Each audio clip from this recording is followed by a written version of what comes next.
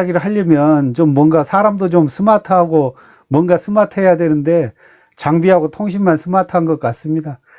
그리고 실은 우리가 이 농사를 짓더라도 뭐 전기나 양액 뭐 이런 것까지 뭐 알 필요가 있느냐, 나는 작물만 잘 살피면 되지, 뭐 이렇게 말씀하시는 분도 들어 있기는 합니다.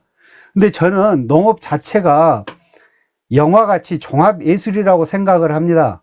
왜냐하면 농사 자체가, 예를 들어서 대농을 하시는 분들은 트랙터나 뭐 이양기, 심지어는 굴삭기까지 다뤄야 하는 뭐 그런 경우가 생기기 때문에 농업에서도 깊게 들어가지는 않지만 개략적인 내용들은 좀 많이 알고 계시는 게 좋지 않을까. 그리고 이 시간에서 제가 추구하고자 하는 것은, 양핵과 전기를 들었는데 이거 어디다 써먹을 건가. 그런데 언젠가 문득 전봇대를 쳐다봤는데 선 3개가 보이더라. 저게 어떻게 해서 삼상 380V가 오더라. 내가 스마트 농장을 꾸밀 때 예를 들어서 여기에 있는 이 마그네틱 스위치가 어떤 역할을 하고 왜 달려 있는지, 쉽게 이야기하면 이런 정도는 알아야 내가 농사를 짓거나 아니면 시설을 했을 때 뭔가 알뜰살뜰하게 잘 챙기지 않을까 하는 생각에서 이 시간을 준비를 했습니다. 자, 그래서 제가 그 순천대학교의 박수경 교수님 강의를 조금 몇 가지 첨가를 해서, 오늘은 양액하고 전기, 두 번째는 디자인하고 사물 인터넷, 세 번째는 빅데이터하고 분석, 스마트 농업과 인공지능. 제목만 보면 엄청나게 거창한 것 같은데 별것 없습니다. 그래서 우리가 이 용어들은 뭐 어디에서든지 다 들어보셨을 겁니다. 근데 실제적으로 우리가 농사를 질 때 빅데이터를 왜 분석을 하려는지, 그냥 모든 자료가 휴대폰에 다 들어있는데 뭐 인공지능으로 농산물을 키워서 판매를 하거나 그냥 판매를 해도 어차피 유통만 잘 돼가지고 판매만 하면 되는데 굳이 우리가 인공지능을 알 필요가 있을까, 뭐 이런 부정적인 생각, 이런 생각에서부터 스마트 농업이 저는 출발한다고 생각을 합니다. 그런데 요걸 부정적인 생각 자체에서만 머무르지 마시고 조금씩 하나씩 농업에 연계시키는 그런 작업들을 한번 해봤으면 좋겠습니다. 그래서 두 분이 더 대기실에 들어오셔서 13분이 됐습니다. 자, 현재 우리가 이 노지 재배만 해가지고도 지금 현재 농사를 잘 짓고 있고, 이 노지 재배에서 굳이 시설 재배로 왔던 시간적인 역사, 짧지만 시간적인 역사를 돌아보면 어떻게 해서든지 좀 더 편하게 농사를 지어보면 낫지 않을까 하는 생각에서, 자, 우측에 있는 시설하우스는 뭐 같습니까? 지금 뭘 심어 놓은 것 같아요? 안 보이십니까? 화면이 혹시? 뭘 심어 놨을까요? 이 두덕에다가. 감자 같은데. 감자 아닐까요? 감자? 네. 감자로 보여요. 그렇죠. 감자는 언제 심습니까? 우리가 먹기만 많이 먹었지요. 노지에서는 봄감자. 2월 말 정도에서 2월 말쯤에, 봄감자. 6월쯤 수확, 5월 말에서 6월 내 수확하는데, 예. 시설 재배는 감자를 안 해봐가지고 모르겠습니다. 예. 그래서 우리나라 사람들은 지금 현재 스마트 농업 이전에 더 빨리 넘어가는 게 뭐냐면 제철을 잊어버렸습니다. 농사 자체가. 그래서 어떤 사람들은 제철 음식만 찾아서 먹기도 하는데, 특히 그 산사, 절 음식 같은 경우는 주로 제철 음식을 아직도 고집을 하고 있는데, 거기마저도 지금은 수입 농산물이 지금 다 지배를 해가지고 있습니다. 그래서 2월 한 말쯤에 순천 해룡 기준으로 해서는 약 한 2월 한 24일 정도에 빨리 심는 곳은 순천 네. 해룡 쪽에는 심습니다. 네. 그런데 시설 재배를 해서 하게 되면 약 한 달 정도를 더 빨리 심을 수도 있습니다. 그러면 뭐 1월 달에 심어서 감자가 나오기 전에 판매를 하면 한 달 일찍 판매를 하기 때문에 그만큼 희소성 때문에 소득이 높다. 굳이 우리가 뭐 스마트 농업을 이해를 안 하더라도 이미 기존의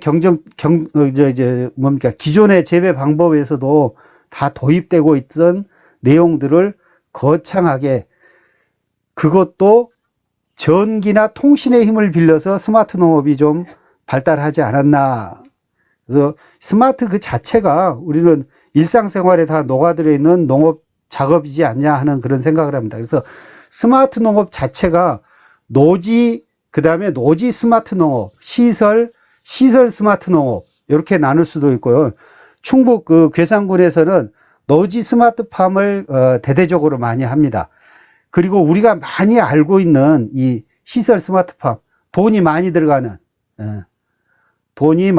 이 시설 스마트팜 같은 경우에는 크게 이 식물 공장, 시설 스마트팜 중에서 이제 식물 공장에서 나오는 농작물을 어떤 사람들은 대부분 스마트팜 또는 스마트 농업이라고도 이야기를 합니다.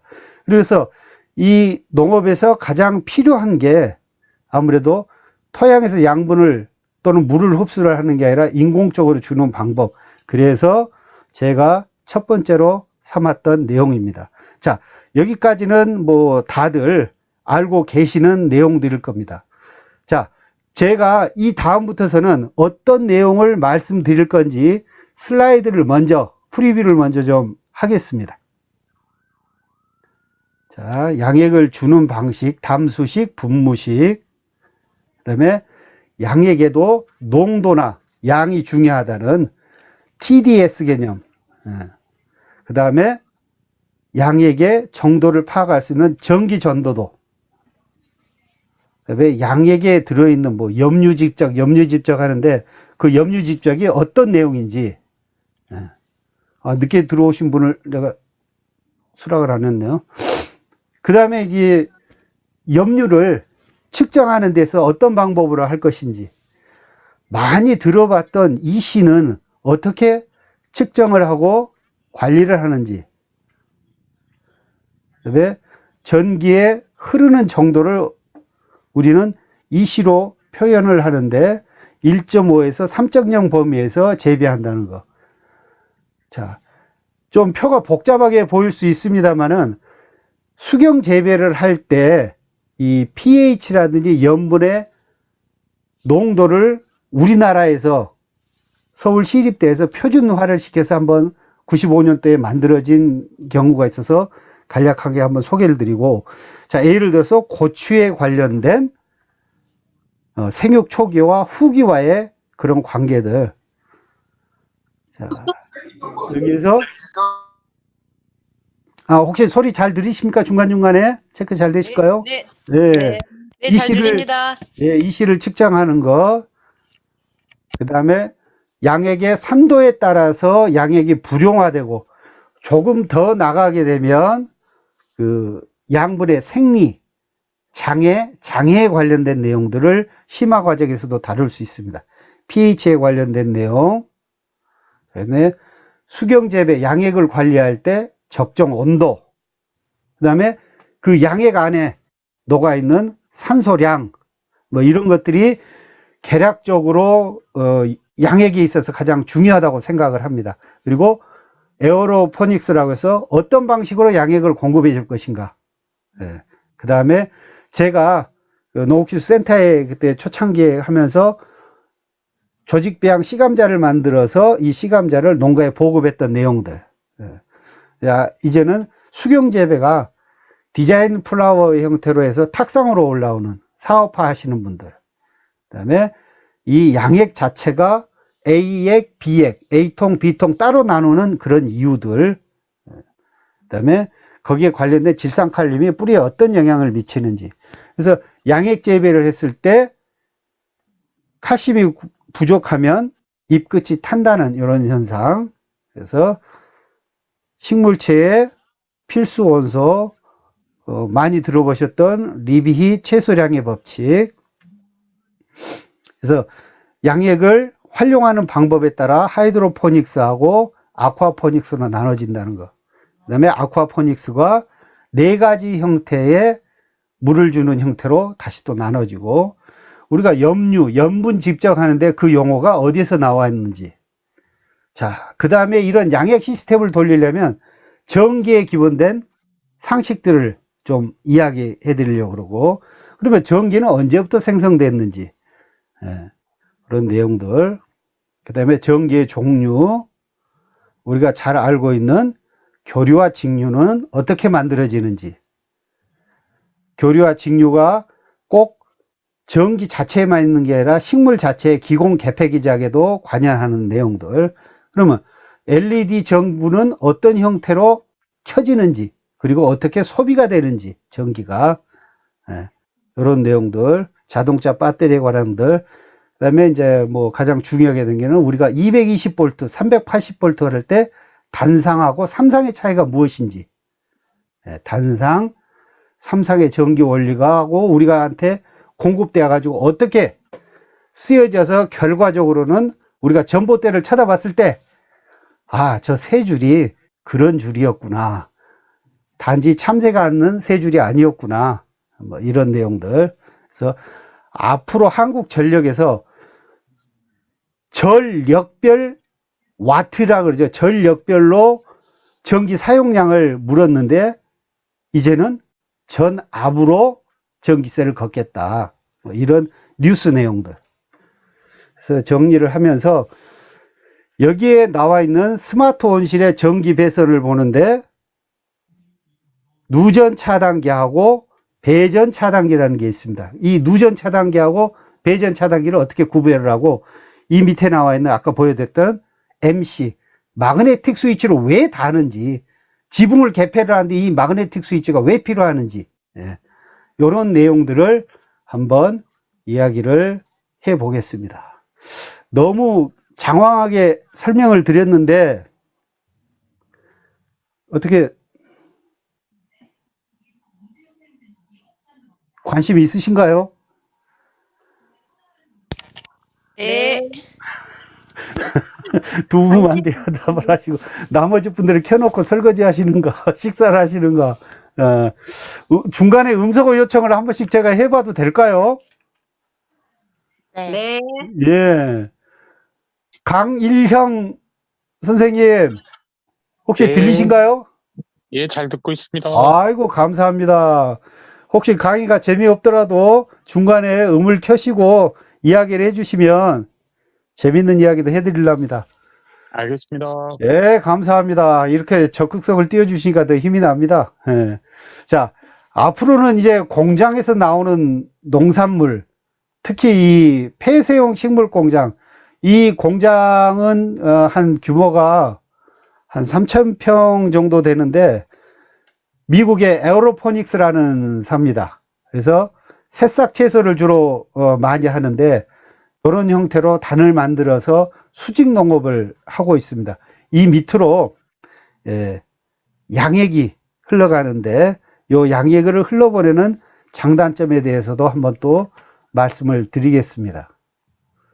그래서 매년 한 에어로포닉스에는 한 1,000톤 정도의 채소를 생산을 합니다. 다음 두 번째 시간에서도 좀 더 이야기를 하겠습니다. 자, 이 양액의 역할은 여러분들이 다 알고 계시듯이 수분이라든지 양분, 그 다음에 공기, 온도, 그 다음에 가장 제가 중요하게 생각하는 부분이 pH, 산도 조절을 해야 되는데, 이 산도 조절이 따라서, 왜냐하면 흙 같은 경우에는 중성화 성분을 많이 띄워가지고 크게 산도 조절을 신경을 안 써도 되지만, 양액에서는 만약에 알칼리성이 되게 되면 철 성분이 다른 성분하고 결합을 해서 식물체가 쓸 수 없는 형태로 돼서 물 바닥으로 가라앉게 됩니다. 그래서 이 양액에 있어서 첫 번째는 농도입니다. 그래서 식물 생장에 가장 큰 영향을 끼치고 수확에 영향을 끼치는데, 이 양액의 우리는 농도를 total dissolved soil, 굉장히 어렵게 이야기를 하는데, 더 어려운 말로는 총용전 고형 물질, 더 쉽게 말하면 물속에 얼마만큼 양분이 녹아 있는지, 녹아 있는지를 갖다가 측정을 하게 되고, 이런 것들을 활동성 염류라 그럽니다. 쉽게 이야기하면 식물체가 뿌리를 통해서 흡수할 수 있는, 또는 여러분들이 많이 보았던 다량으로 필요한 원소, 소량으로 필요한 원소들. 근데 우리가 염류 하는데, 또는 하우스에서 염류가 집적됐다, 염류가 집적돼서 토양에 허옇게 됐다, 소금기가 있다, 이런 말씀들은 많이 들어보셨죠? 네. 근데 왜 이러면 우리는 이 용어를 쓸까요? 용어 자체가 대부분들의 기본적인 용어는 아직도 우리나라는 일본 교과서에 있는 용어들을 많이 씁니다. 이 용어 자체도 어디서 왔냐면 바닷물에 녹아있는 양분, 그래서 염류라고 이렇게 이야기를 합니다. 그래서 실제적으로는 순수한 양액을 이야기할 때는 순수한 물에 포함되어 있는 모든 물질의 총량을 염유라고 합니다. 어떤 사람들은 소금이 염유다 이렇게 얘기하는데 더 큰 범위이다.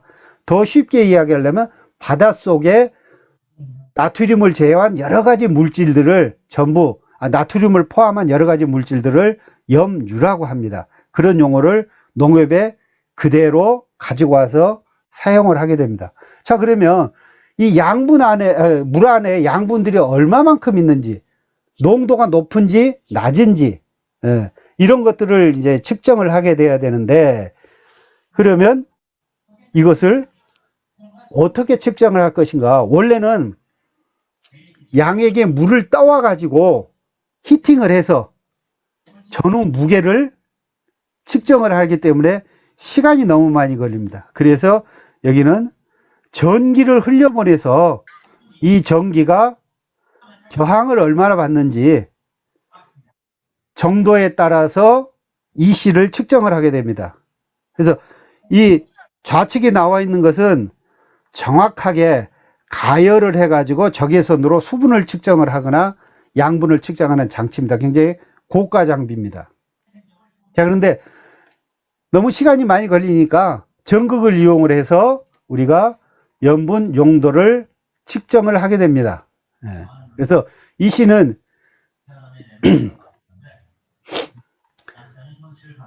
그 물 자체에 녹아 있는 그 농도와 전기 정도도가 어느 정도 비례를 한다, 이런 원리에서 출발했습니다. 그래서 비료 양분, 즉 물에 녹아 있는 양이 많을수록 플러스 마이너스 양도 많다, 즉 전기가 잘 통하게 된다는 단순한 원리에서 EC를 측정을 하게 됩니다.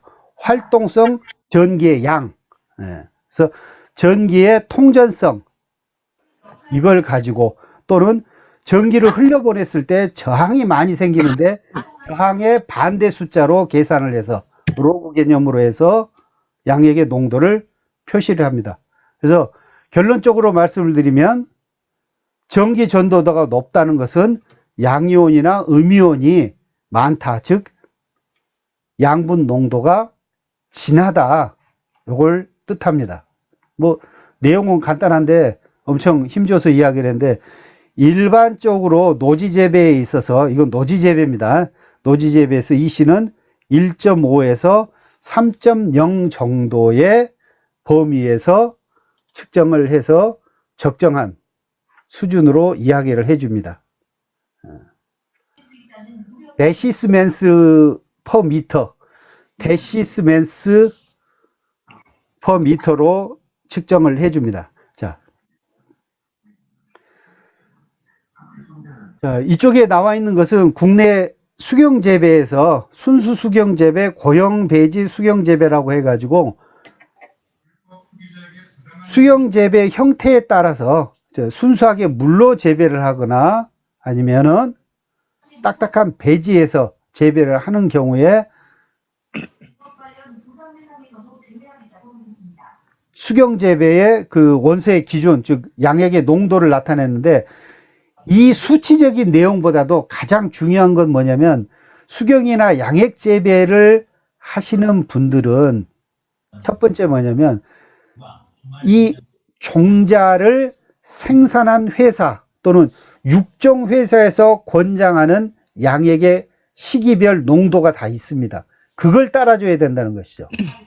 즉 다시 말씀드리면, 현재 우리는 모든 것들은 토경 재배에서 하는 양액의 성분을 가지고 와서 시설 재배를 했는데, 그 시설 재배마저도 고추를 예를 들어서 이스라엘에서 또는 일본에서 육종한 품종이라고 하면 거기에 맞는 양액을 사용을 해야 된다. 네. 뭐 간단한 내용은 그겁니다. 미국 종자를 가지고 우리나라 양액 재배 농도에 맞추면 안 된다. 근데 대부분 농민들이 농촌진흥청에서 우리나라에서 만들어진 양액의 조성비를 가지고 이스라엘에서 만들어진 방울토마토를 가지고 와서 재배를 하려다 보니까 초기에는 재배가 되는데 가면 갈수록 생육이 안 된다든지 이상 증상을 보이는 경우가 있습니다. 좀 복잡하고 경험적인 측면에서 하는데, 이걸 뭐 복잡하게 생각하실 게 없는 게, 한 3만 원에서 5만 원 정도가 주면 이 씨를 빠르게 측정을 하는 그 장치들이 있습니다. 여기에서 또 포인트가 하나 있습니다. 가장 중요한 게 뭐냐면, 모든 기계들은 캘리브레이션, 즉 보정을 해줘야 되는데, 보정을 해주지 않는 상태에서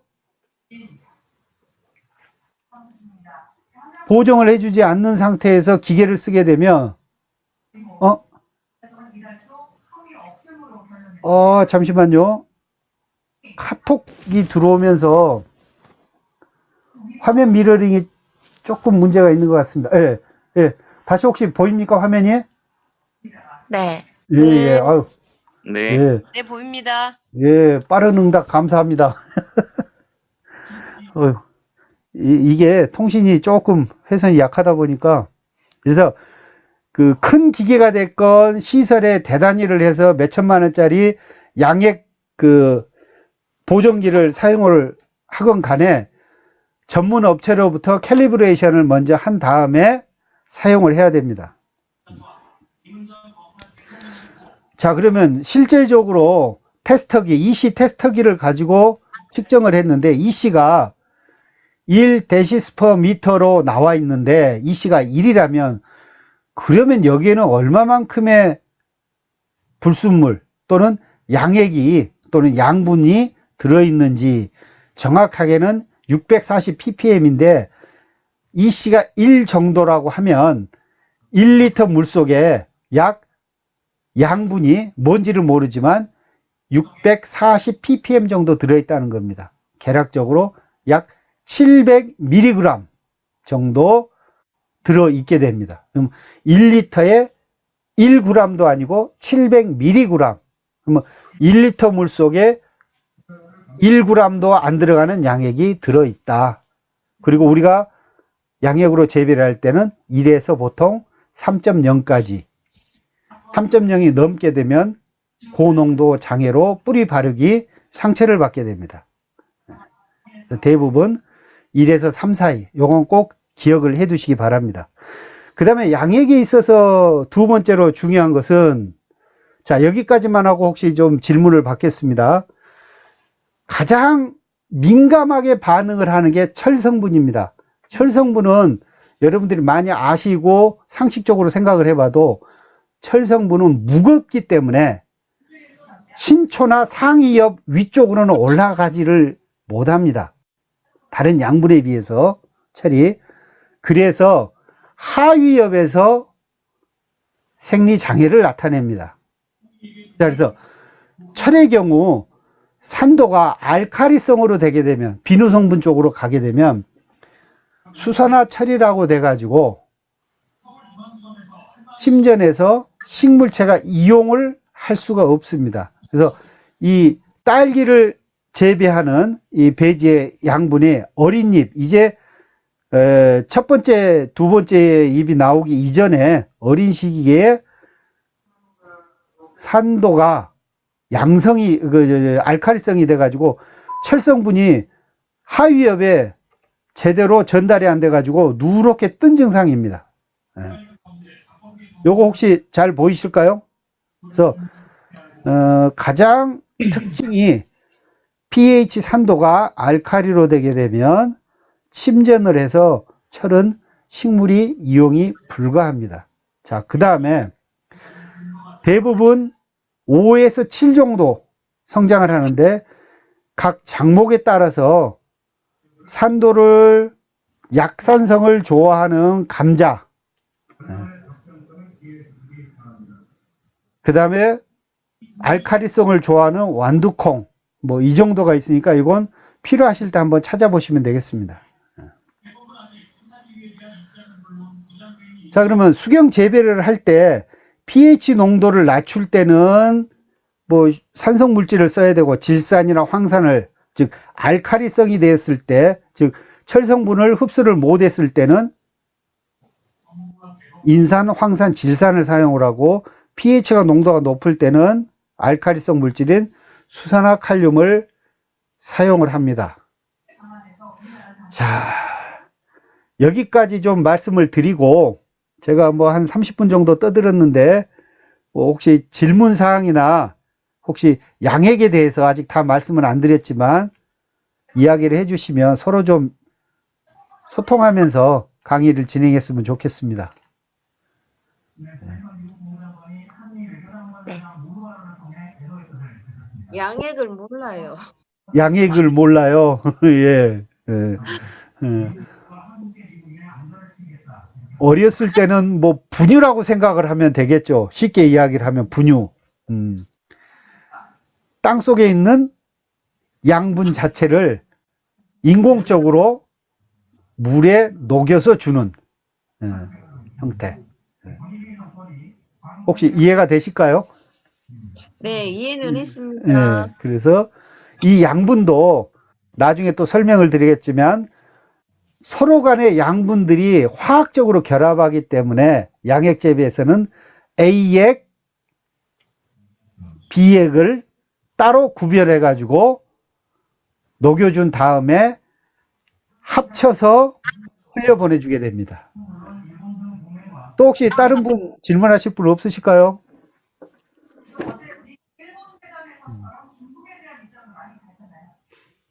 제가 그러면 찝어가지고 한번 말씀을 드릴까요?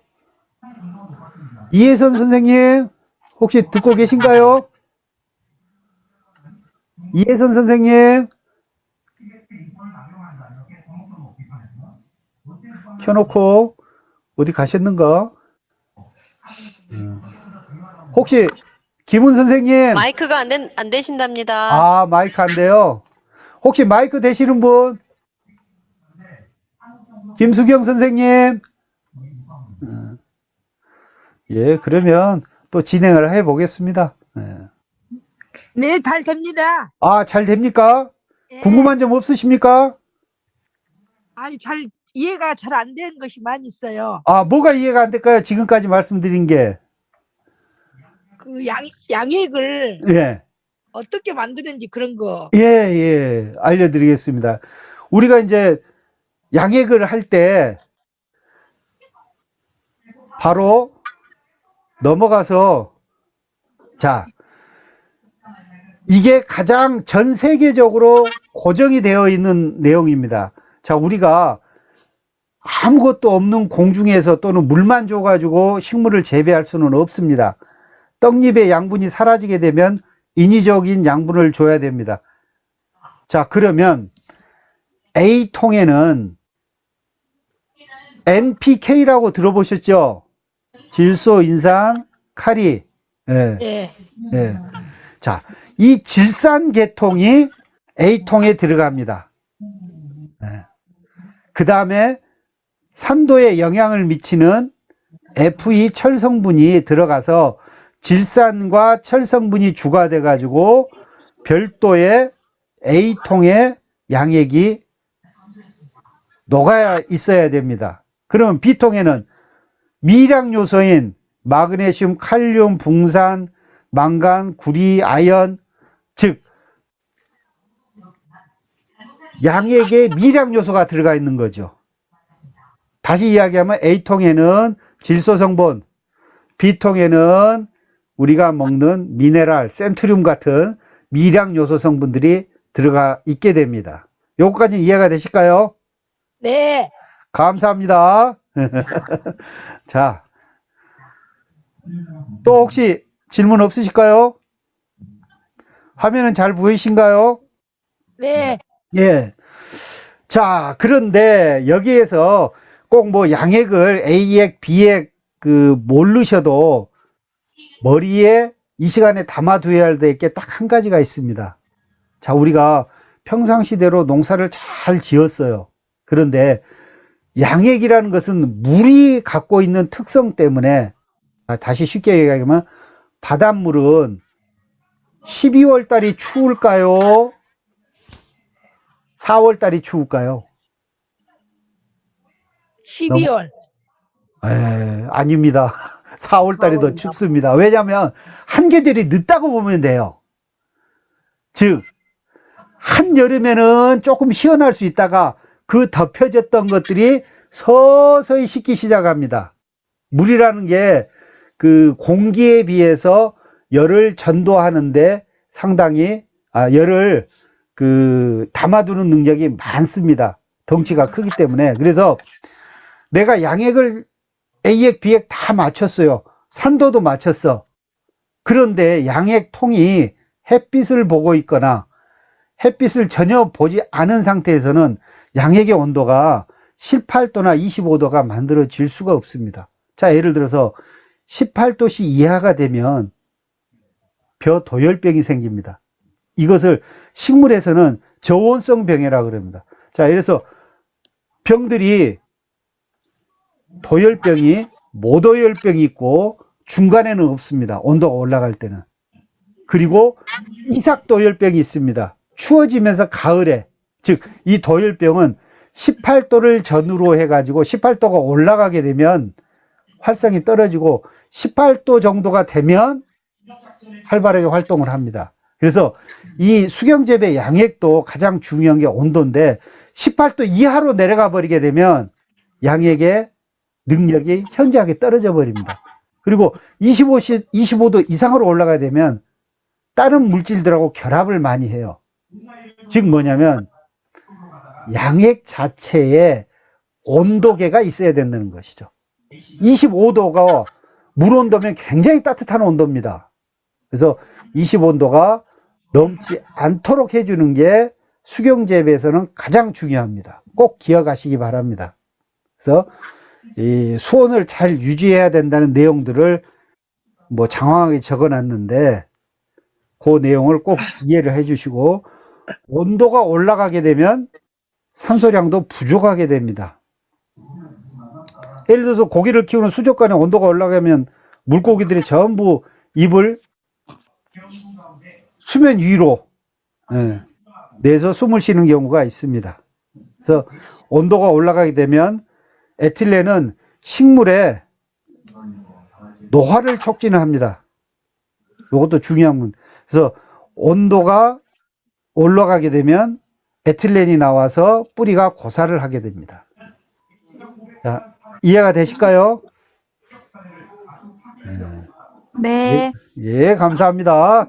그래서 그다음에 온도 다음으로 중요한 게 이제 용존, 즉 물속에 녹아 있는 산소의 양인데, 자, 산소가 0.5 ppm으로 굉장히 작게 되면 생장이 정지한다. 요 정도만 알고 계시면 되겠습니다. 뭐 상식적인 이야기를 굉장히 어렵게 좀 말씀을 드렸는데 자, 그러면 이런 양액들을 분무하고 흘려보내주는 방식에 따라서 한 4가지 정도로 나눠집니다.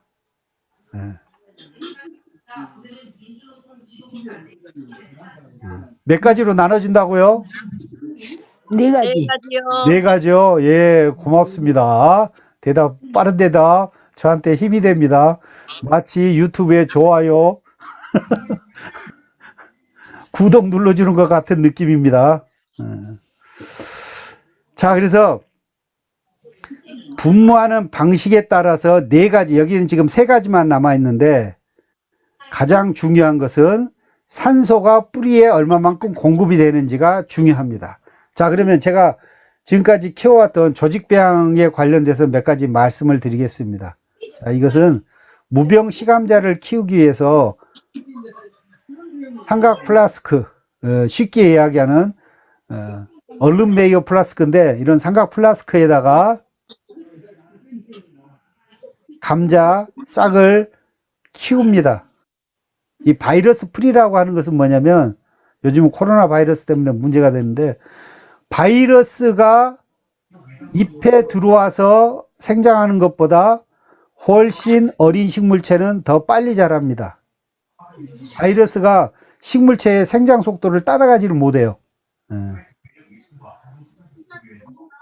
뭐 그거하고는, 양액하고는 좀 관련이 없었습니다만은, 자, 그래서 바이러스 프리라는 이야기를 하고, 그 시감자 자체를 하나씩 심고 여기에 어두움 조건, 암 조건을 해주고 밑에서 분무를 해주면 양액이 뿌리에 부딪혀서 흡수되어 가지고 이렇게 시감자들이 주렁주렁 열립니다. 그러면 3일에 한 번씩 시감자를, 이런 것들을 수확을 해서 농가에 보급을 해줬습니다.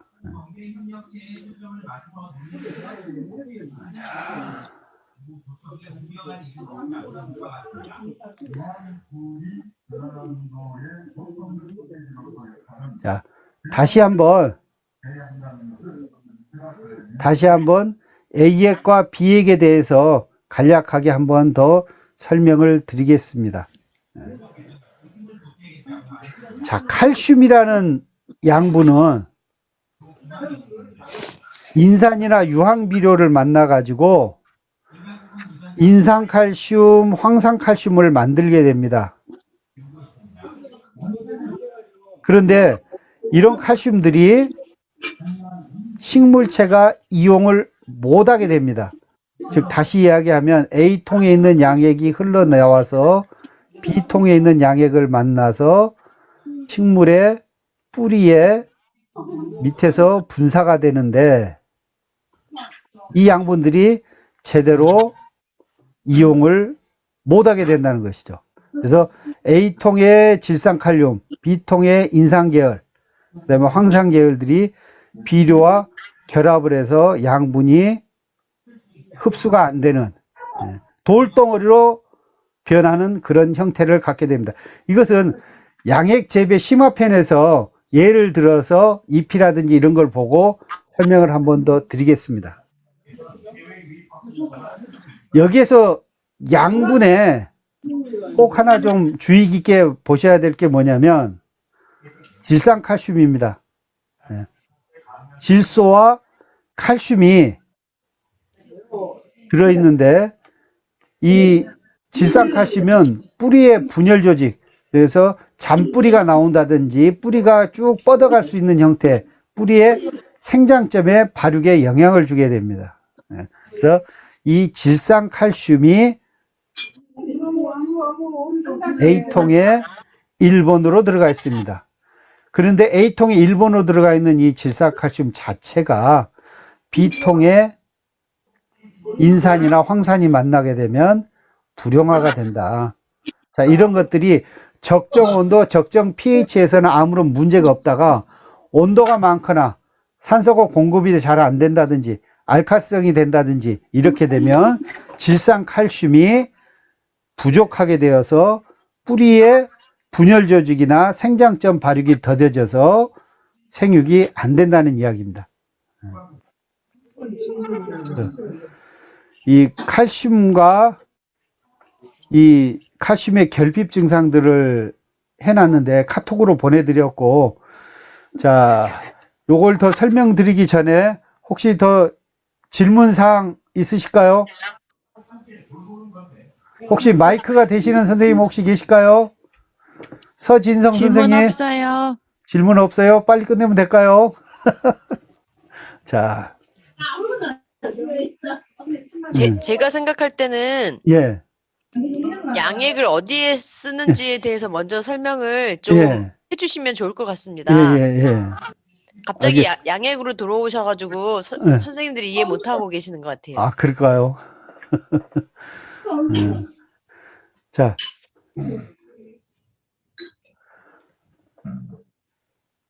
양액을 사용하는 하우스 구조에 대해서 좀 설명을 드릴까요? 그러면 이 예. 하우스에서 이제 베드에다가 보통 이렇게 예. 양액을 흘러보내는데 그거를 예. 하나도 보여주지 않는 상태로 설명을 예, 하니 예. 그 예. 선생님들이 잘 이해를 못하고 계시는 것 이해를, 같아요. 예. 그러니까 흙에 양분을 뿌리는 것만 생각하시다가 예. 완전 이렇게 제어된 상태라는 예. 상황을 주지 않은 상태에서 양액을 예. 설명하니까 좀 그러니까요. 어려워하시는 것 같습니다. 예. 자, 아까 누누이 제가 뭐 말씀을 A통, B통 이렇게 말씀을 드렸는데, 인공적으로 양분을 만들어서 주게 되면 모터로 회전을 시켜서 요 혹시 보이실까요? 까만 막대기들. 이런 거 보이실까요?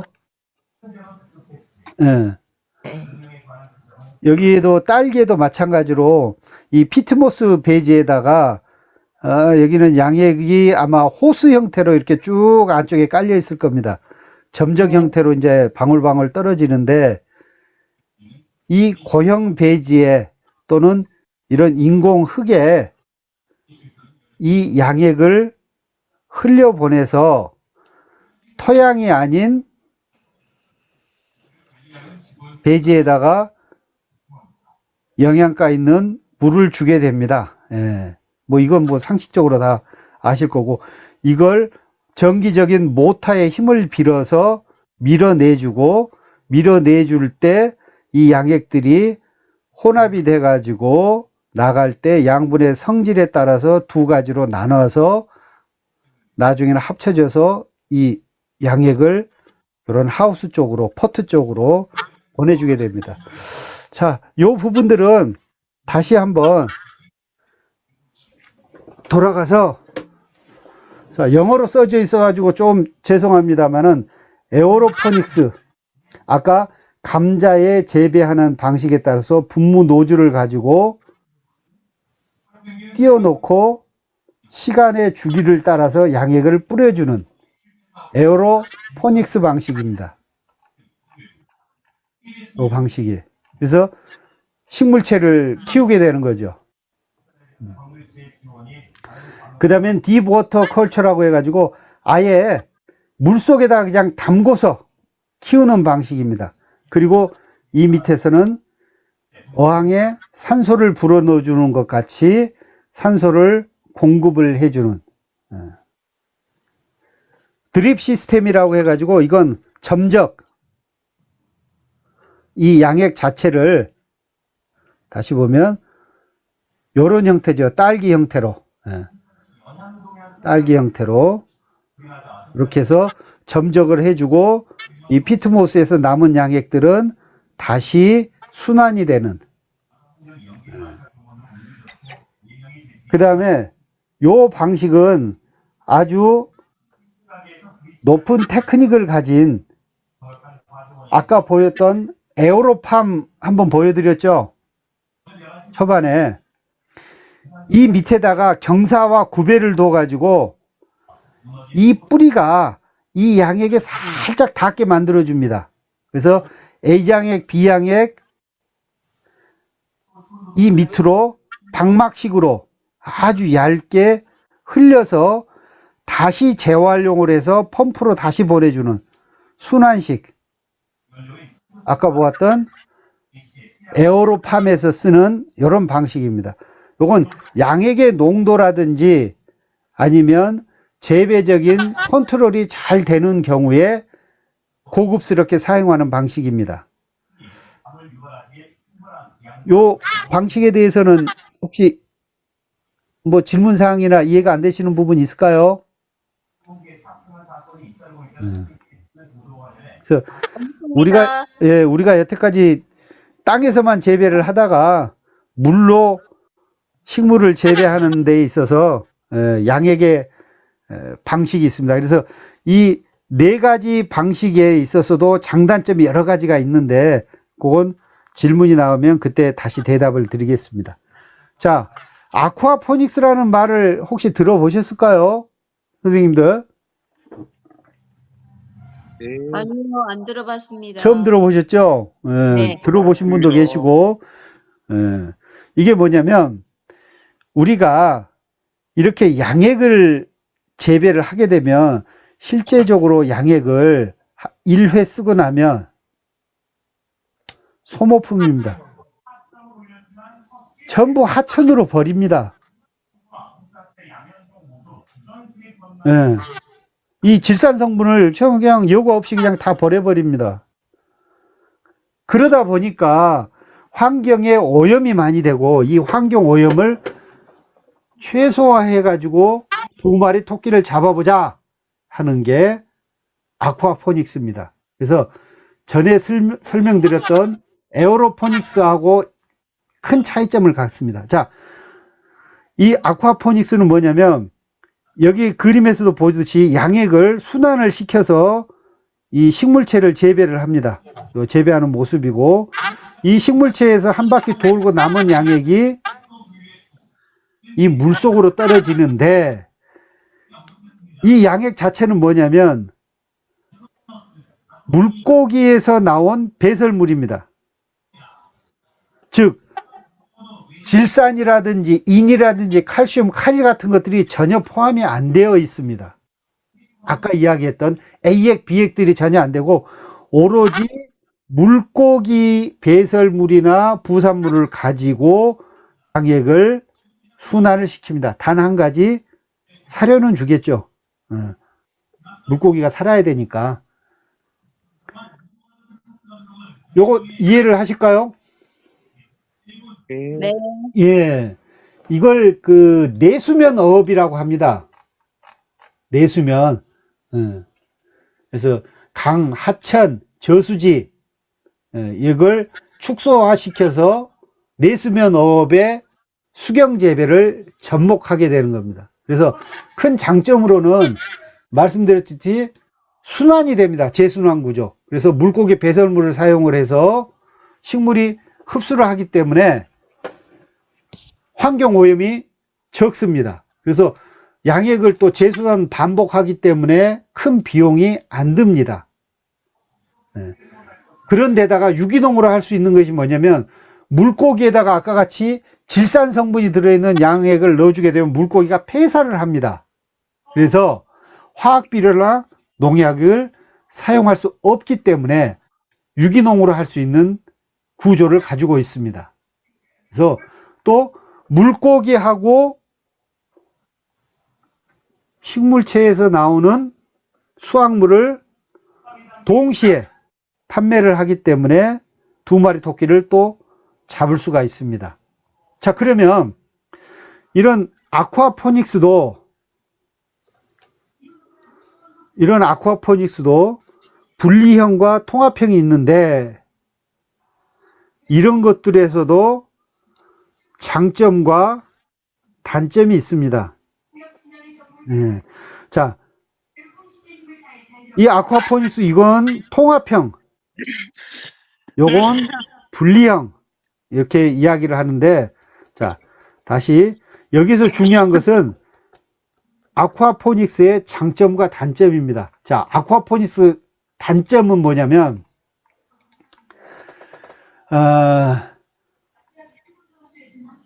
초기 비용이 좀 많이 듭니다. 2마리 토끼를 잡다 보니까. 그 다음에 물고기를 키우는 기술하고 물고기에 관련된 물에 관련된 미생물에 대해서 또 좀 알아야 됩니다. 그래서 농약 비료 사용에 불과하기 때문에 실전 경험들이 많이 필요한 게 또 아쿠아포닉스의 단점이기도 합니다. 누구나 할 수 없는 방법들이죠. 고도의 테크닉을 가지고. 그 다음에 이 물고기들이 식물체하고 구막염에 맞는 게 한정적입니다. 뭐 아무거나 다 물고기를 키울 수 있는 게 아니기 때문에. 예. 그리고 가장 큰 단점은 전기입니다. 만에 하나 모터가 타거나 전기가 공급이 안 돼서 30분 정도만 양액이 순환을 안 하게 되면 거의 폐사를 하게 됩니다. 그래서 전기 펌프, 순환 시스템 이런 것 때문에 치명적으로 손상을 입을 수 있습니다. 자, 여기까지 설명을 드렸는데 혹시 어려우실까요? 혹시 김은 재밌습니다. 선생님 혹시 질문사항 없으실까요?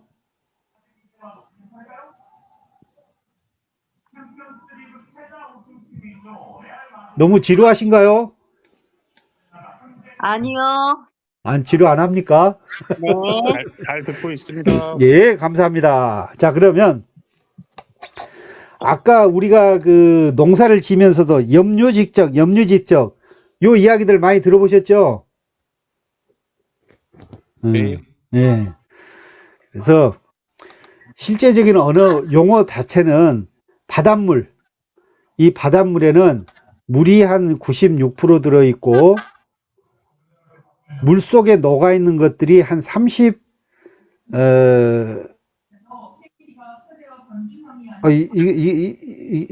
이 설명이 아닌데.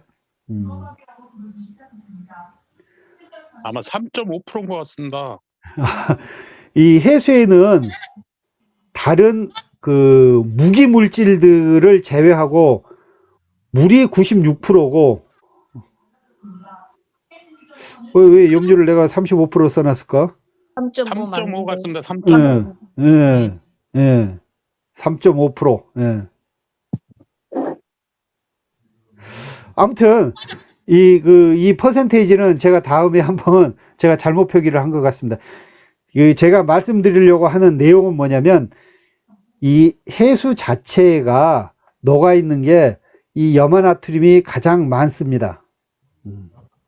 소금기죠, 소금. NaCl이. 그 다음에 염화 마그네슘, 그 다음에 칼륨, 항상 칼슘 등 이런 것들이 많이 들어있는데 물속에 소금기가 많이 녹아 있어서 염분이 많다, 뭐 이런 이야기들을 하게 됩니다. 그걸 농업에서도 양액 속에 염류가 많이 녹아 있다, 염류가 집적되어 있다, 뭐 소금기가 많다, 뭐 이런 내용은 아닙니다. 그래서 염류가 물속에 녹아 있는 여러 가지 물질들이다.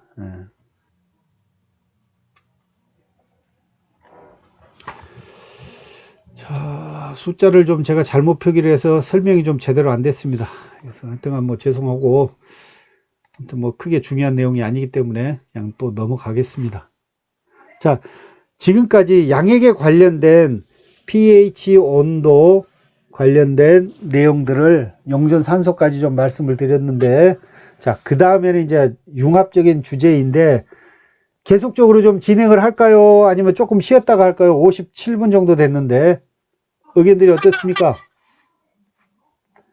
계속 진행을 할까요? 네. 예.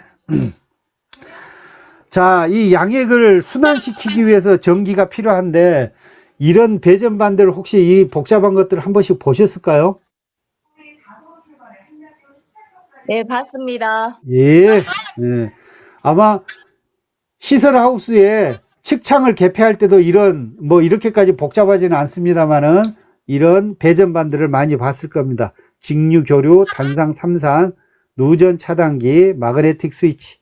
자, 여기 있는 게 누전 차단기입니다.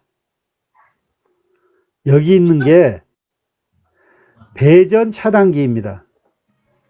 다시 좀 더 좀 어지럽습니다만은 쭉 좀 넘어가 보겠습니다.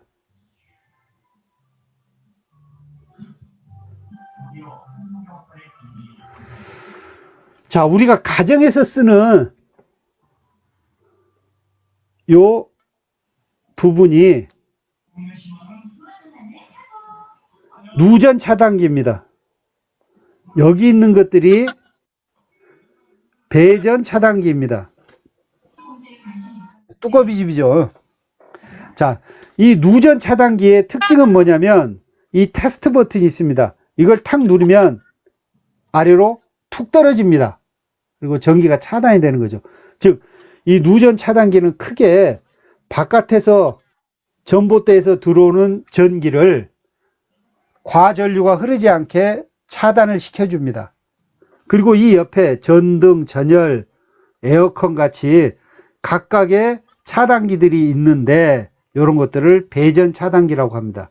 왜 배전 차단기라고 하냐면 전등만 여기다 다 연결을 해놨어요. 여기는 에어컨만 갑니다. 큰 부하가 걸리는. 자, 그런데 이 배전 자체는 전부 벽에 숨어 있습니다. 그런데 이 배전이 과전류가 흘러가지고 예를 들어서 에어컨을 사용을 했는데 과전류가 흘려서 여기에 있는 배선들이 전부 타버리게 되면 굉장히 어렵게 됩니다.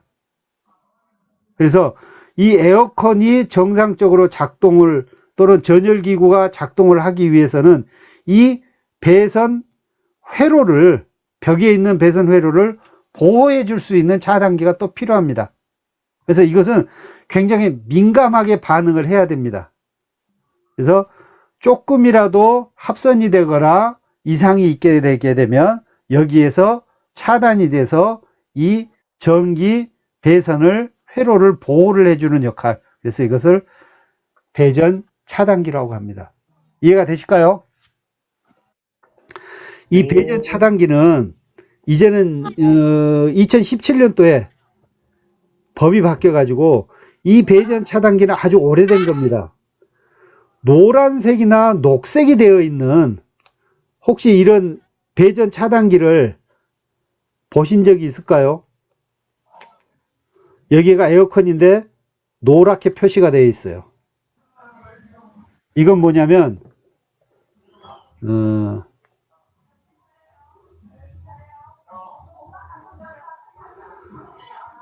목욕탕이라든지 습기가 많은 곳, 이런 곳에서는 약간의 습기만 있어도 이 차단기가 민감하게 반응을 합니다. 나중에 심화 과정에서도 이제 기회가 되면 말씀드릴 텐데, 의무적으로 새로 생기는 아파트나 주택에서는 목욕탕 쪽의 전등이나 배선 쪽에는 노란색의 약간 비싼 누전 차단기를 사용하게 됩니다. 이것은 국민 안전을 위해서 이렇게 법을 좀 바꿔놨습니다. 노란색이 있고 녹색이 있고 그렇습니다. 이건 이제 상식으로 알아두시고, 자, 스마트 온실에, 자, 여기 있는 게 누전 차단기, 여기 있는 것들이 배전 차단기. 그러면 여기 들어있는 요건 뭘까요? 혹시 요거 보신 적 있으실까요? 전기를 올리면 이거 탁 하면서 쑥 들어가는 거, 이게 마그네틱 스위치라고 합니다. 마그네틱 스위치. 이건 뭐냐면, 자, 전부 누전이나 배전 차단기에서 전기를 흘려 보내주게 되면 커다란 모터를 또는 양액통을 돌리게 되면 순간적으로 높은 압력의 전압이 필요합니다. 모터를 구동을 하려면. 또는 한꺼번에 창을 막 한꺼번에 열게 되면 온실에 순간적으로 전원들이 많이 들어가게 됩니다. 모터를 돌려야 되기 때문에, 여러 대의 모터를. 그런데 이 배전 차단기만 가지고 그 전기량을 감당을 못 합니다. 그래서 조금 복잡하지만 이런 마그네틱 스위치를 사용합니다. 왜 마그네틱이냐면, 전기가 들어가면 이 안에 코일이 작동을 해가지고 스위치가, 커다란 스위치가 탁 내려옵니다. 자, 다음에 원하시면 이걸 뜯어가지고 한번 또 보여드리겠습니다. 이 역할을 하는 것들이. 그래서 접지점이 커지게 됩니다. 자, 누전 차단기와 배전 차단기는 한 가닥씩 이렇게 만나게 되면 전기가 많이 흘러가다 보면 여기가 스파크가 튀어가지고 불이 나게 됩니다. 그래서 5가닥, 6가닥으로 합쳐진 스위치가 한꺼번에 붙으면서 전기를 순식간에 많이 흘려보내줍니다. 그 역할을 하는 게 이 마그네틱 스위치입니다. 네. 그래서 이 스마트 온실에 이런 마그네틱 스위치들이 여러 개 작동함에 따라서 스마트 온실이 움직이게 됩니다. 자, 혹시 이해가 되실까요? 네. 네. 자, 그러면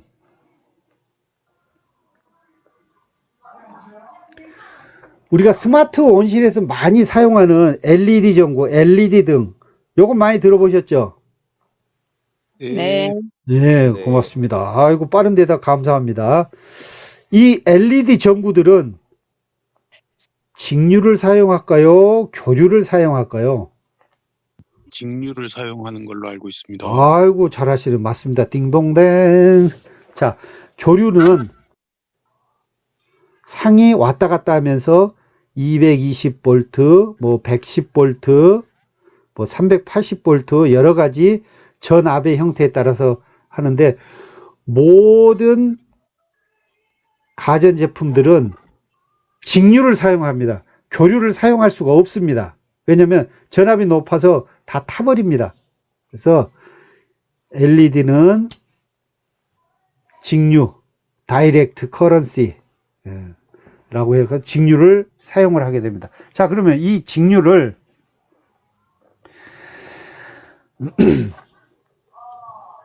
LED 등을 켜기 위해서 교류 전류를 받아서 직류로 변환시켜주는 장치가 필요합니다. 이것들을 정류장치라고 하는데 다이오드라고 하는 복잡한 용어를 씁니다. 그래서 교류가 직류로 바뀌는 것은 정류장치에 의해서 바뀐다. 네. 이게 바로 안전기입니다. 우리가 말하는 안전기. 네. 그래서 이 안전기를 교류를 통해서 직류가 흘러나오게 됩니다. 자, 그러면 반대로 직류라는 것은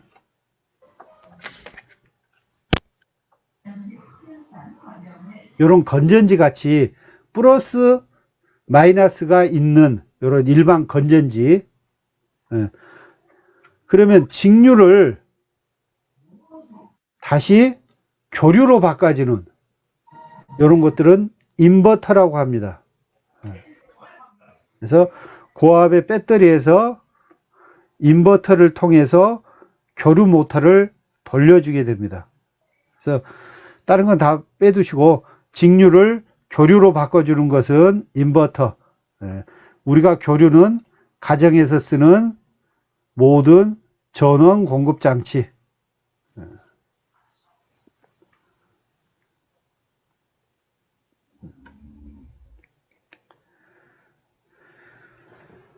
자, 조금 어렵습니다만은 단상하고 삼상의 차이를 좀 설명을 바로 좀 드리겠습니다. 자, 그럼 단상은 뭐고, 뭐 선은 하나고, 선이 하나고, 삼상은 선이 세 개인가? 자, 모든 발전소는 교류전기를 생성을 합니다.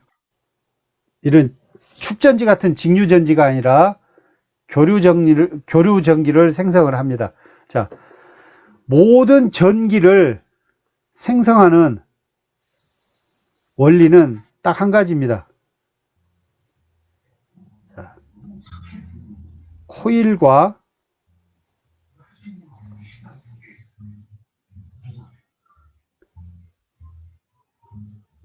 자석입니다.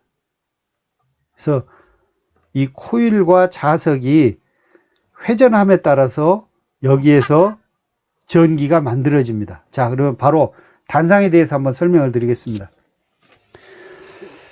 자, 모든 것들은 회전 운동에 의해서 전기가 발생을 합니다. 그래서 이 코일이 감아진 부분에 자석에 회전을 시키게 되면 자기장이 발생을 하고, 이 자기장의 변화에 따라서 이 코일에 전기가 생기게 됩니다. 그러면 코일에 전기가 생기게 되면 어떤 파형으로 만들어지냐면, 자, 단상 220V는 여기에서 나온 대로 파형이 위아래로 움직이는, N과 S극이 번갈아 가면서 위아래로 움직이는 상이 하나가 생기고, 기존에 여기에서 만들어지는 기준상이 하나 생기게 됩니다. 그래서 실은 상이 두 개가 생기게 되는 거죠. 위로 올라간 상하고 아래로 올라간 상, 이 상 차이에 따라서 전기가 작동을 하게 됩니다. 깜빡깜빡거리면서. 이게 단상의 원리입니다. 자, 그러면 3상 220V는 발전소에서 어떻게 만드냐면 120도 각도로 똑같은 방향으로 3개를 놔둡니다. 하나, L1, L2, L3 이런 형태로. 자, 그래서 여기에서 각각의 전기가 생기게 됩니다. 자, 그러면 아까 단상 220V 같이 이 선이 여기도 두 가닥입니다. 그러면 여기 두 사가닥 중에서 한 가닥을 쭉 뽑아냅니다. 똑같은 원리로 여기에서도 한 가닥을 뽑아내고, 똑같은 원리로 여기서도 한 가닥을 뽑아냅니다. 그러면 이 한 가닥에서는, L1에서는 이런 파형이 생깁니다. 먼저 된 파형. 자, L2에서는 전기가 돌아감에 따라서 간발의 차이로 120도의 차이로, 여기가 90도라면 120도의 차이로 그 다음에 또 전기가 생깁니다. 자, L3에서는 또 약간의 간발의 차이로, 여기 90도고 여기가 120도고 이렇게 세 가지 파형이 생깁니다. 자, 그래서 파형이 생기는 실제 전류가 흐르는 상을 하나를 따게 됩니다. 요 선, 그 다음에 요 선, 다시 이야기하면 이 선, 그 다음에 여기서 또 한 선을 따게 됩니다. 이렇게 돼서 3상이 됩니다. 아까 단상은 2개 상이 생기게 되는데 3개의 상이 생겨서 여기에 전기를 하나 연결을 합니다. 그 다음에 전기를 또 하나 연결을 합니다. 그 다음에 여기서 또 전기를 하나 연결을 합니다. 이렇게 돼서 전기가 가닥이 3개가 들어가는 3상 모터가 돌아가게 됩니다. 그러면 발전소에서는 대부분 다 3상 전기를 흘러 보내주게 됩니다. 이런 형태에 의해서 생성된 전기가 3가닥을 쓰게 되면 큰 부하를 걸리는 3상이나 에어컨 등을 냉온방기를 사용을 하게 되고, 이 3상에서 다시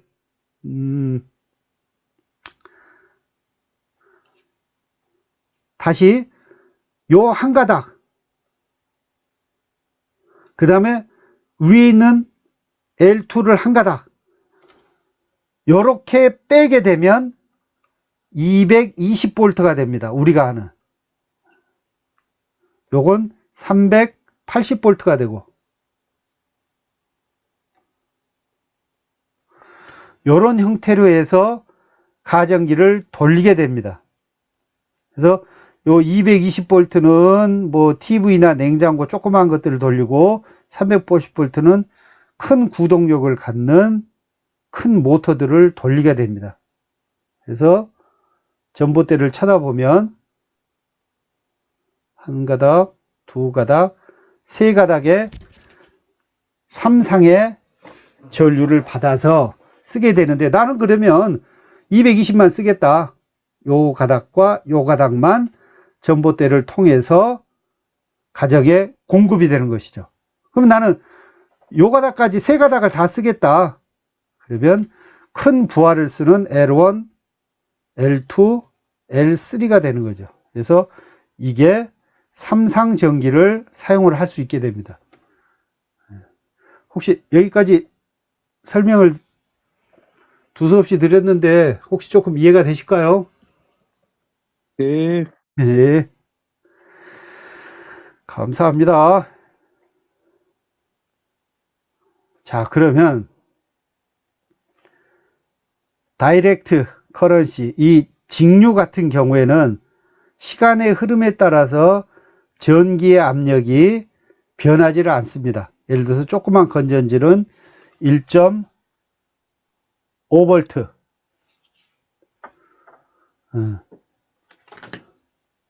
이렇게 생긴 것은 9V. 자, 다음에 이 교류 전기는 상의 변화에 따라서 파동을 일으켜냅니다. 파동을 일으키는 거죠.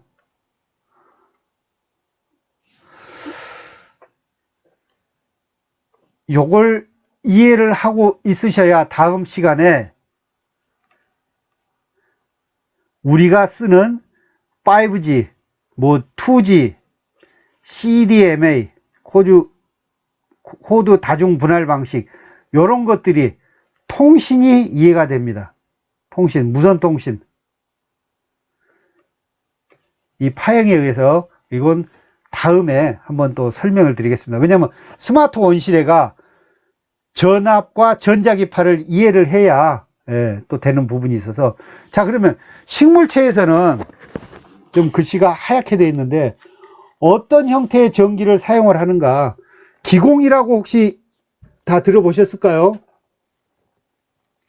이 기공은 잎의 뒷면에 있는데 이렇게 반달 도너츠 모양으로 생겨가지고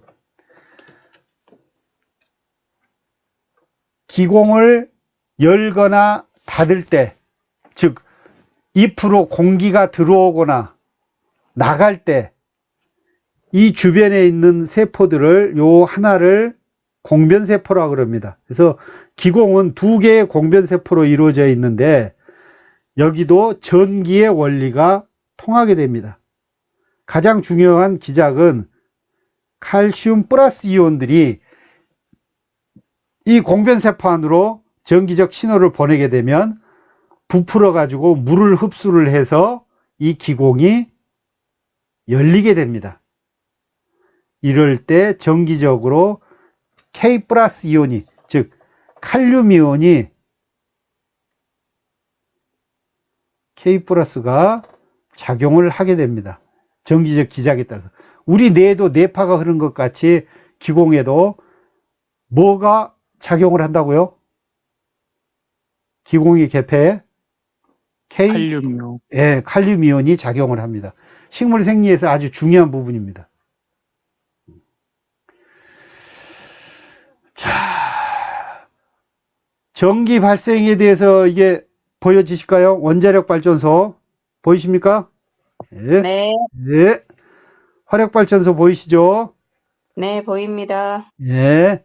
색깔이 빨간색과 하얀색으로 된 송전소를 따라서 변전소를 거칩니다.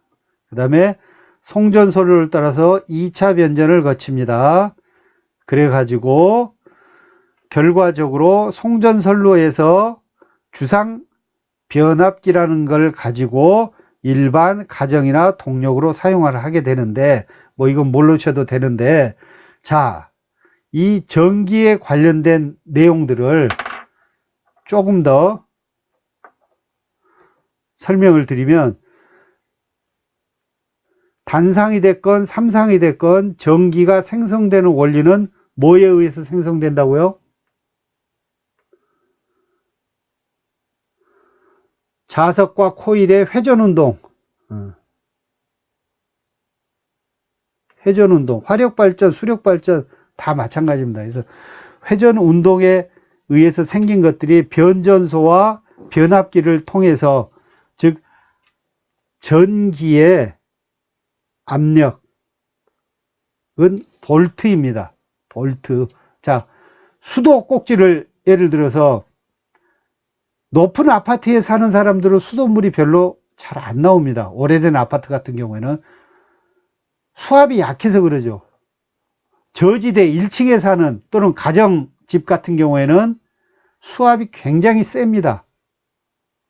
그래서 오히려 압력을 낮춰줘야 됩니다. 즉 전기의 손실을 줄이기 위해서는 상식적으로 알다시피 높은 압력에 전기를 생성을 해서 결과적으로는 압력이 낮은 220V의 압력을 사용을 하게 됩니다.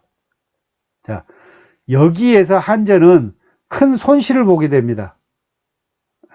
아주 또 하는데 안 들렸어요. 아 그랬어요. 네. 어쩔까? 요것을 유튜브에서 한국전력 중장기 전압별 요금제, 뭐 전압 요금제 하게 되면 여러 가지 형태로 좀 많이 나올 겁니다. 네. 음질 상태가 안 좋아서 죄송합니다. 자, 여기에 간략하게 말씀드렸던 양액과 전기에 관련된 내용들을 제가 카톡으로 다 보내드렸습니다. 그거 한번 꼭 읽어보시고, 자, 쭉.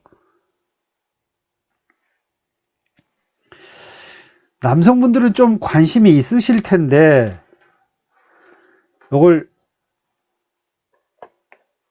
기자재니까 이왕이면 조금 설명을 좀 드리면 어떨까.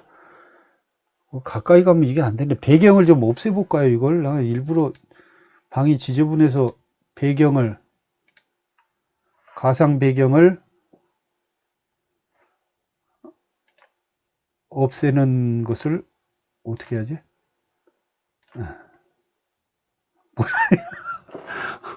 죄송합니다. 이거 가상 배경을 어떻게 없애지?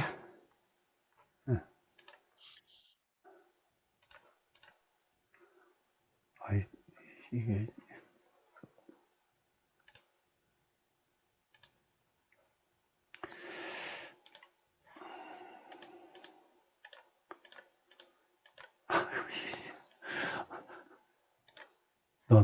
이거구나.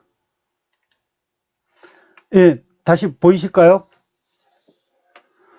요게 전기 테스터기라는 건데, 이걸 뭐 농사 지는데 뭐 이것까지 알아야 뭐 할 수 있겠지만, 조금 설명을 드리겠습니다. 이게 여기까지 설명드려서 직류, 교류, 그 다음에 전기가 얼마만큼 저항을 받는지, 그 다음에 선이 연결이 어디하고 돼 있는지를 테스트하는 겁니다. 자, 이 테스터기가 카메라를 이렇게 가지고 와서 보이신가요? 예. 이 현재 오프 상태로 되어 있습니다. 그래서 오프 상태에서 자 1.5V 9V 여기로 지금 제가 설정을 했습니다. 자, 이건 뭐냐면 우리가 주변에서도 가끔 쓰이는 1.5V 9V 자, 여기 하면 직류전기, 위로 하면 교류전기,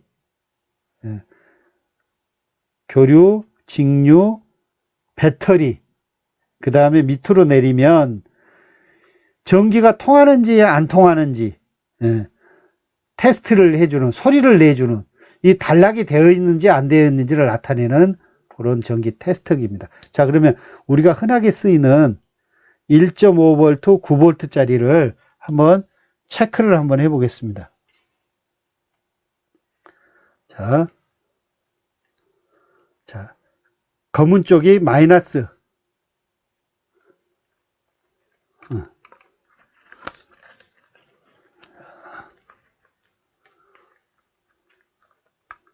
좀 많이 어렵네요. 하고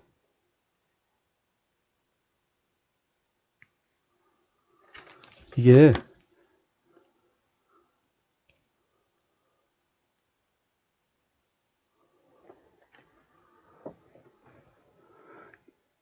보통 이 건전지 셀 하나가 1.5V 정도 됩니다. 근데 이거 실제적으로 연결을 해보니까 1.366V 이렇게 측정이 됩니다.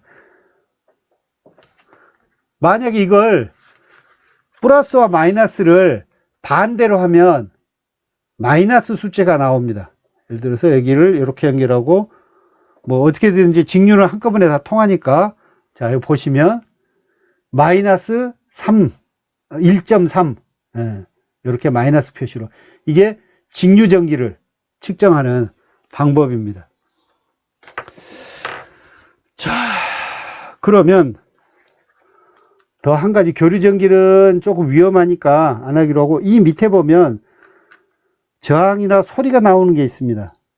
자, 이렇게 한 번 더 해놓으면 전기가 통하는 경우에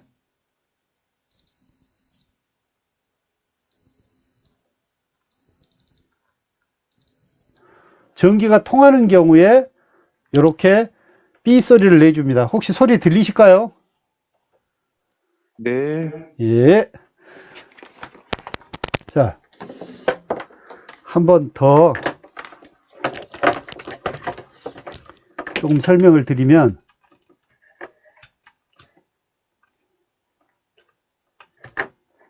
아이고. 자.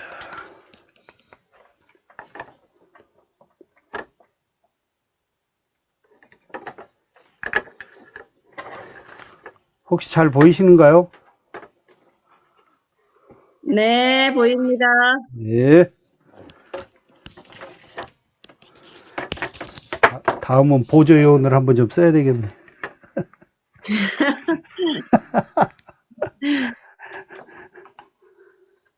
괜찮습니다, 저희는. 예, 고맙습니다.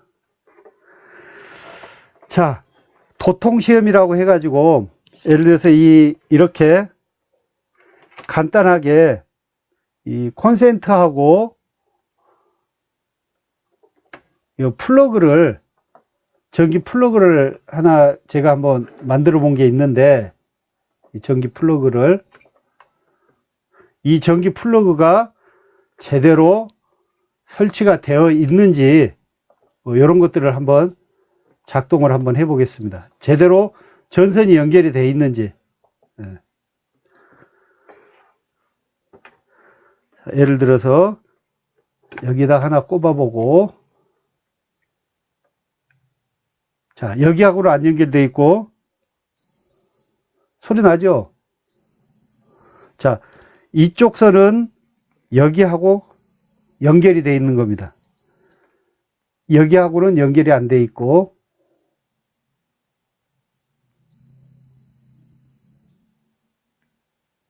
그래서 이 전기 테스터기를 가지고 선이 꼬였는지 안 꼬였는지, 전선이 제대로 맞물려서 배선이 되어 있는지 안 되어 있는지를 테스트를 할 수 있는 게 이게 전기 테스터기입니다. 그래서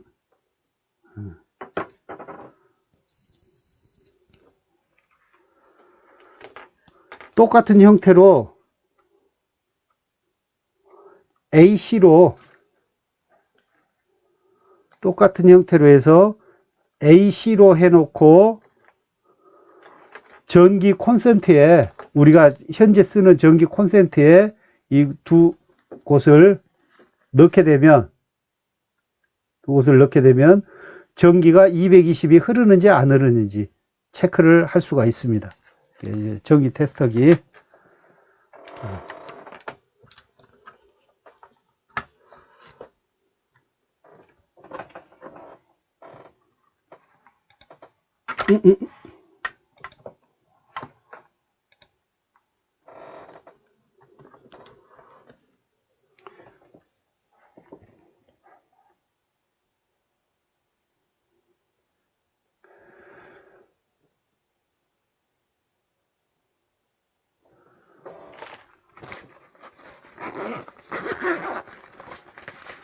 자, 또 한 가지는 이렇게 생긴 게 있습니다. 찌개발처럼 생겨. 요거 혹시 보신 적 있으실까요? 요것도 똑같은 전기 테스터기 원리하고 똑같은데, 전기 배선을 하다 보면 이렇게 피복을 벗겨 가지고 테스트를 할 수 없는 경우들이 더러 있습니다. 예를 들어서 이 전기가 여기에 흐르는지 안 흐르는지. 근데 이 안은 피복이 되어 있기 때문에 전기가 흐르는지 안 흐르는지 모르잖아요.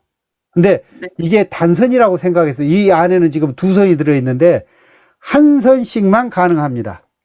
자, 예를 들어서 똑같은 전기줄이 이렇게 두 개가 있다고 생각을 하면 한 선에다가 이걸 넣어서 테스트를 하게 되면 전기가 흐르게 되면 여기 전기적인 신호가 나타납니다. 근데 두 가닥을 한꺼번에 넣게 되면 이 피복을 벗겨보면 전선이 이렇게 손가락으로 두 가닥이 있는데 한 가닥씩 한 가닥씩 테스트를 하게 됩니다. 근데 만약에 이것을 한꺼번에다 테스트를 하게 되면 테스트가 제대로 안 되는, 피복을 벗기지 않고 전기가 제대로 작동을 하는지, 한쪽 선과 한쪽 선이 작동을 하는지 안 하는지를 이렇게 간략하게 테스트를 할 수 있는 클램프형 기능이 하나 더 추가된 겁니다. 잠시만요. 이게 사라져 버렸네.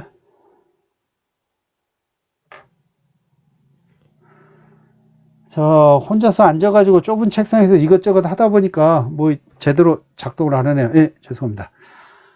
자, 지금까지 몇 가지 좀 두서없이 설명을 좀 드렸는데 설명을 하려다 보니까 의욕만 넘치고 제대로 화면이 안 나와서 죄송합니다. 자, 혹시 뭐 질문사항 있으실까요? 아니요. 양액 관련해서 질문 가능해도 갈까요? 예. 이제 농기술센터에서 양액 재배 관련해가지고 자료들을 보통 이제 얻어서 쓰는데, 예. 이제 저 같은 경우에는 메론을 이제 배지에서 수경 재배를 하려고 하거든요. 예. 근데 지금 전라도 같은 경우에는 그쪽 관련 데이터가 별로 없고, 예. 그 충청도 지역 그 농기술센터에서는 기존에 성공들을 많이 했던데, 예. 그런 그 양액 컨트롤 데이터 같은 거를 혹시 구하거나 할 수 있는 방법이 없을까요? 구할 수 있고 방법도 있고 표준화된 방법도 있고 다 할 수 있습니다. 자, 원하시면 네. 제가 저희 그 단체 카톡에 성함하고 내용을 알려주시면 그 내용들을 정리를 해서 한번 보내드리고, 단 문제는 뭐냐면요, 아까 간략하게 설명을 했는데 조금 더 깊게 들어가면 그 품종에 맞는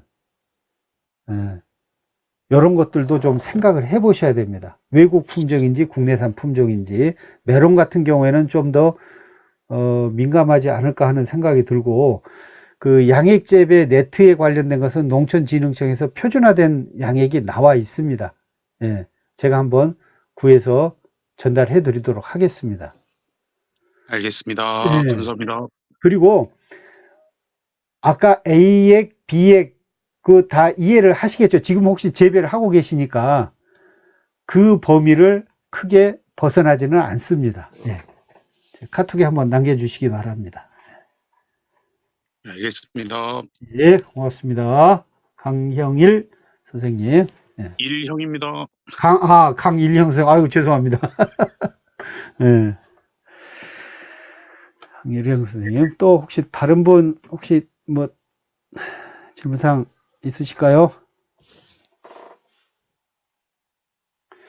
박수경 교수님.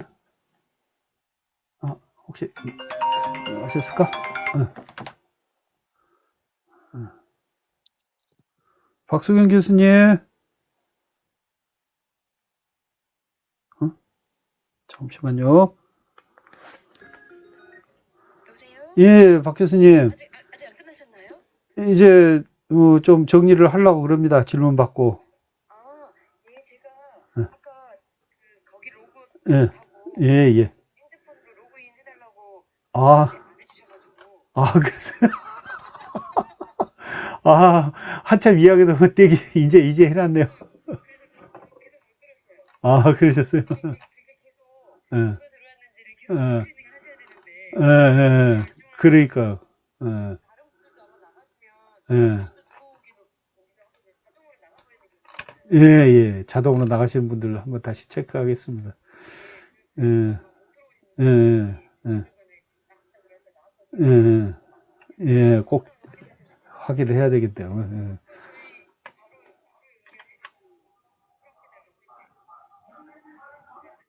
아, 그래요? 지금 연결해 놨습니다. 그러시구나. 예, 예, 참가자들이 나가다 보면 다시 이제 여기서 메인에서 수락을 해줘야 되는데, 자, 혹시 또 다른 분 질문하실 분 없으실까요?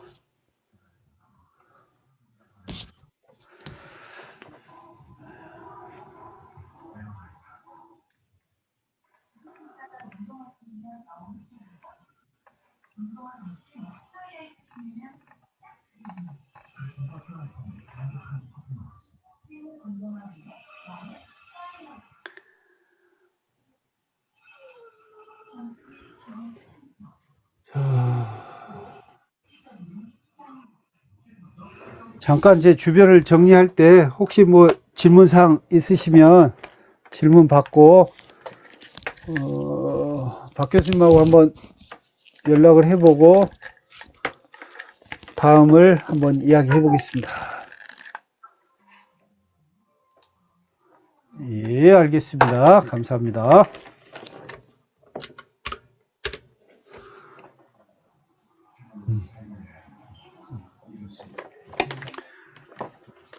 강일영 선생님께서 멜론 베이지 담액 수경 재배 EC 데이터를 구해 주시면 감사하겠습니다. 자, 근데 실제적으로 표준 EC가 1에서 3.0인데 생육기별로 전, 중, 후로 해서 생육 초기부터 중기, 후기까지 EC가 있기는 있습니다. 근데 문제는 뭐냐면 경험적 수치에 의해서 작물 생장들이 조사가 돼야 될 부분들이 굉장히 많습니다. 그래서 표준화된 멜론의 EC 관련 데이터를 얻어서 그걸 100% 맹신을 하다가는 농사를 오히려 또 낭패를 볼 수도 있는 그런 경우도 있습니다.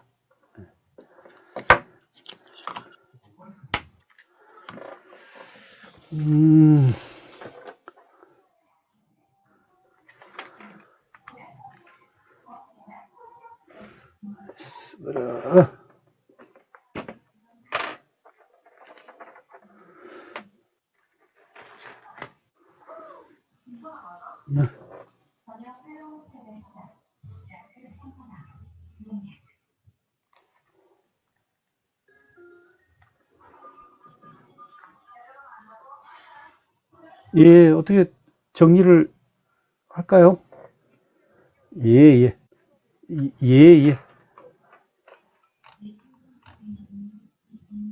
예, 예. 알겠습니다. 예.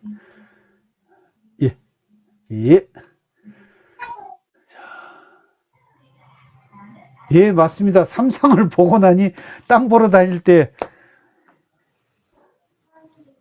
제대로 하셨네요. 딱 두 가지를 봐야 됩니다. 삼상, 하늘 전부터 쳐다봐야 되고요. 바닥에 구멍이, 즉, 그 바닥에 맨홀이라 그럴까? 그 까만 아스팔트 바닥에 맨홀 뚜껑이 3개가 있는가를 봐야 됩니다. 예. 상수도, 하수도 지금 지중화로 되어 있는지, 지상으로 안 돼 있고 대부분 지중선으로 많이 되는데 그런 곳은 땅값이 비싸게 되겠죠. 예.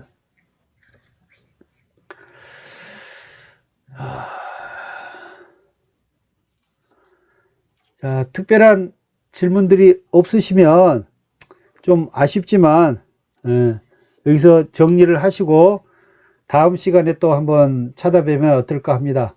혹시 뭐 마이크가 안 되시는 분들은 카톡에 남겨주시기 바랍니다. 네, 예. 오늘 어떻게 재미있으셨나요? 네. 네. 두 분이라도 대답을 해주시니까 감사합니다. 도움이 필요하면 카톡 보내도 되나요? 아, 그럼요. 여기 그 단톡방에 지금 들어와 있으니까. 네. 이렇게 네. 100% 활용하도록 하겠습니다. 감사합니다. 저희 나중에 종강하고 이럴 때 같이 뭐 파티하면 좋을 것 같습니다. 예, 한번 네. 만나 뵙고. 네. 그래요. 예.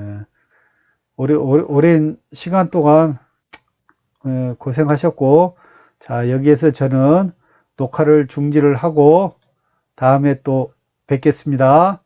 네, 네, 수고하셨습니다. 수고하셨습니다. 예, 오늘 고생하셨습니다. 예. 나가셔도 됩니다. 예. 감사합니다.